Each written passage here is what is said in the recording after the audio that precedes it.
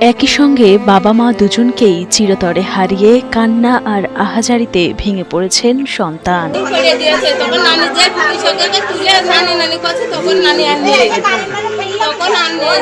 ভোর হতেই ঝিনাইদহ সদর উপজেলার গাগান্না গ্রামের এই পরিবারে নেমে আসে শোকের ছায়া। বাড়ি জুড়ে শুধুই কান্নার আহাজারি। স্বজনদের কাছ থেকে জানা যায়, সকাল 6টার দিকে নিজ বাড়িতে ইলেকট্রিক ফ্যান দিয়ে ধান পরিষ্কারের কাজ করছিলেন মজিবর খাঁ। এ সময় ফ্যানে বিদ্যুৎ সংযোগ দেওয়ার পর সেটি চালু না হওয়ার কারণ দেখতে গিয়ে তারের মাধ্যমে বিদ্যুৎস্পৃষ্ট হন এবং ফ্যানটি তার বুকের উপর পড়ে যায়। তখন স্বামীকে বাঁচাতে স্ত্রী মোমেনা বেগম এগিয়ে গেলে বিদ্যুৎস্পৃষ্ট হন তিনিও। ঘটনাস্থলেই মৃত্যু হয় দুজনের। একসঙ্গে স্বামী স্ত্রীর এমন মর্মান্তিক মৃত্যুতে শোকে স্তব্ধ হয়ে পড়েছেন প্রতিবেশীরাও।